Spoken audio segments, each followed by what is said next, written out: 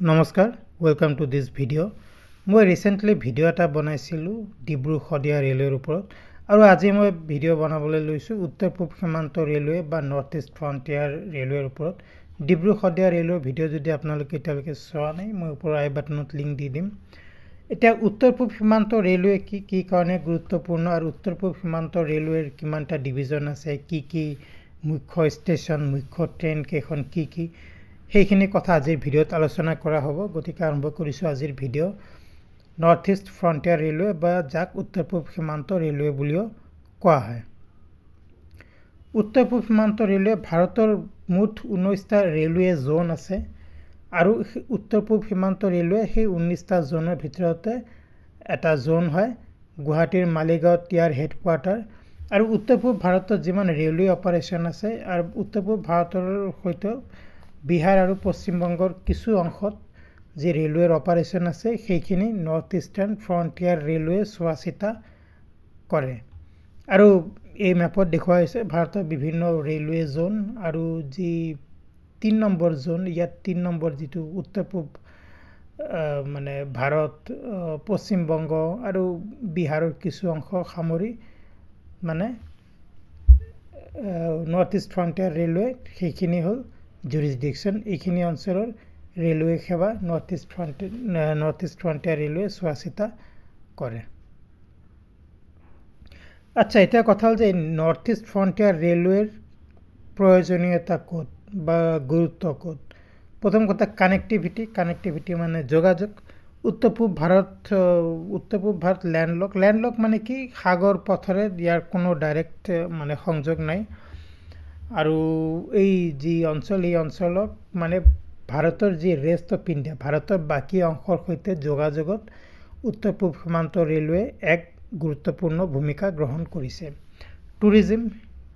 টুৰিজমৰ ক্ষেত্ৰতো এক বিশেষ মানে গুৰুত্বপূৰ্ণ ভূমিকা গ্ৰহণ কৰিছে উত্তৰ পূব ভাৰতৰ বিভিন্ন অঞ্চল এই টুৰিজমৰ কাৰণে পৰ্যটনৰ কাৰণে বিখ্যাত আমি জানো কাজিৰঙা ন্যাশনাল পাৰ্ক হোক বা অসম হোক মাজুলী হোক অৰুণাচল প্ৰদেশ হোক বা দাৰ্জিলিং হোক সিকিম হোক ইত্যাদি অঞ্চল আৰু এনেবোৰ অঞ্চললৈ বা মেঘালয়ৰ বহুত ঠাই আছে এনেবোৰ অঞ্চললৈ যদি আপোনাক যাবলৈ হয় তেনেহলে কিন্তু ৰেলৱে এটা অতি গুৰুত্বপূৰ্ণ ভূমিকা গ্ৰহণ কৰে যদিও মেঘালয়ত ৰেলৱেৰ সিমান সম্প্ৰসাৰণ হোৱা নাই কিন্তু এতিয়া ধৰক মেঘালয় যাবলৈ হলে আপোনাক গুৱাহাটী আহিবই লাগিব এতিয়া ধৰক মানে মাজুলী যাবলৈ হলে আপোনাক যোৰহাট বা মৰিয়নি ষ্টেচন পাবই লাগিব বা এতিয়া ধৰক অৰুণাচল প্ৰদেশ যাবলৈ হলে তাতো নাহৰলগুন ষ্টেচন আছে গতিকে তেনেকৈ মানে যিবিলাক মানে পৰ্যটনৰ মানে আকৰ্ষণ কেন্দ্ৰ উত্তৰ পূব ভাৰতৰ সেইবিলাক অঞ্চললৈ যাবলৈ হলে ৰেলৱে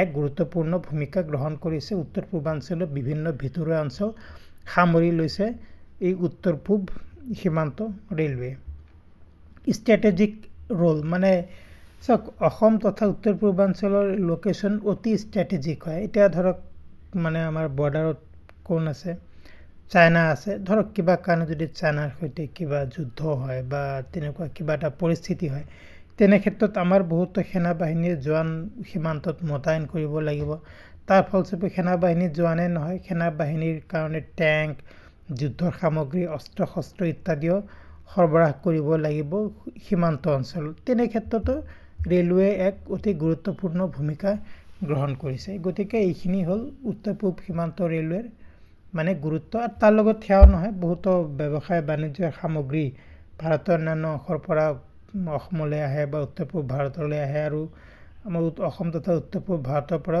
ব্যৱসায় বাণিজ্যৰ কাৰণে বিভিন্ন সামগ্ৰী ভাৰতৰ অন্য অংশলৈ পঠোৱা হয় গতিকে ব্যৱসায় বাণিজ্যৰ ক্ষেত্ৰতো উত্তৰ পূব সীমান্ত ৰেলৱে এক গুৰুত্বপূৰ্ণ ভূমিকা গ্ৰহণ কৰিছে এটা হল কিছু কে ফ্যাক্ট কিছু মুখ্য তথ্য কি facts about the North East Frontier Railway headquarter মালিগাঁৱত গুৱাহাটীৰ কোৱা হৈছে 1958 ত প্ৰতিষ্ঠা কৰা হৈছিল জুৰিসডিকশন মানে কোন ৰাজ্যত ৰেলৱে সেৱা চোৱাচিতা কৰে অসম অৰুণাচল প্ৰদেশ নাগালেণ্ড ত্ৰিপুৰা মণিপুৰ মিজোৰাম মেঘালয় সিকিম বিহাৰৰ কিছু অংশ আৰু পশ্চিম বংগৰ কিছু অংশৰ ৰেলৱে কামকাজ চোৱাচিতা কৰে এই জোনে ডিভিজন কি আছে, সংমণ্ডল বা কি ভাগ আছে।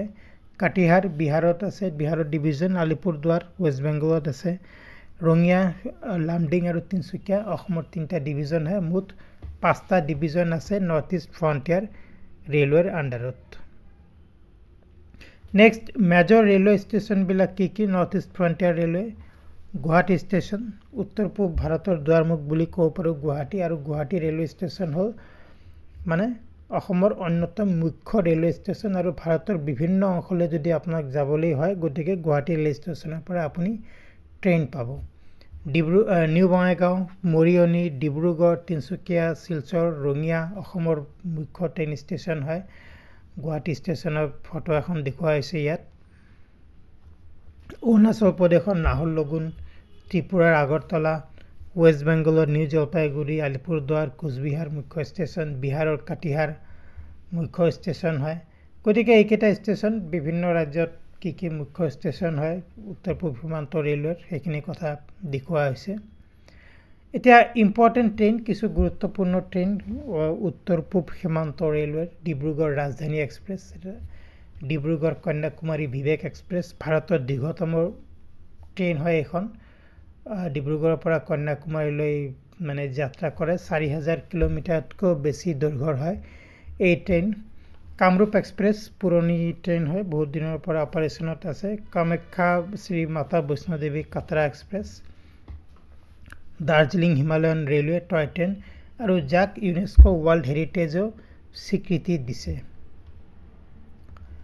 ৰাজধানী ট্ৰেইন কিছু দেখাত এনেধৰণৰ হয়। এইখন মানে ডিব্ৰুগড় ৰাজধানী নহয়, বেলেগ এখন ৰাজধানী ট্ৰেইন, কিন্তু ৰাজধানী ট্ৰেইন নিশ্চয় আপোনালোকে বহুতেই দেখিছে, এনেধৰণৰ হয়। দাৰ্জিলিঙৰ টয় ট্ৰেইনৰ কথা ক'লোঁ, ইউনেস্কো ৱৰ্ল্ড হেৰিটেজ। এই দাৰ্জিলিঙৰ টয় ট্ৰেইনো কিন্তু নৰ্থ ইষ্ট ফ্ৰণ্টিয়াৰ ৰেলৱেৰ দ্বাৰা পৰিচালিত।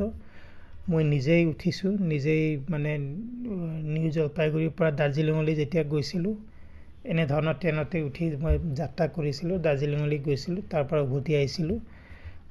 গতিকে কিছু এনেধৰণৰ হয় দাৰ্জিলিঙৰ টয় ট্ৰেইন, আৰু ইউনেস্কো ৱৰ্ল্ড হেৰিটেজৰ দ্বাৰা স্বীকৃতিপ্ৰাপ্ত হয়। চ' ফ্ৰেণ্ডছ, এইখিনি আছিলে আলোচনা কৰিবলগীয়া কথা। বন্দে ভাৰত ট্ৰেইনৰ কথা কোৱা নহ'ল। বন্দে ভাৰত ট্ৰেইন এখনো আৰম্ভ কৰা হৈছে গুৱাহাটীৰ পৰা নিউ জলপাইগুৰিলৈকে। চ' ফ্ৰেণ্ডছ, এইখিনি আছিলে আজিৰ আলোচনা কৰিবলগীয়া কথা। উত্তৰ পূব সীমান্ত ৰেলৱে বা নৰ্থ ইষ্ট ফ্ৰণ্টিয়াৰ ৰেলৱেৰ বিষয়ে আলোচনা কৰা হ'ল। কি কাৰণে এই ৰেলৱে ইমান গুৰুত্বপূৰ্ণ অসমক তথা উত্তৰ পূব ভাৰতক ভাৰতৰ বিভিন্ন অংশৰ সৈতে সংযোগৰ কাৰণে ই এক অতি গুৰুত্বপূৰ্ণ ভূমিকা গ্ৰহণ কৰিছে।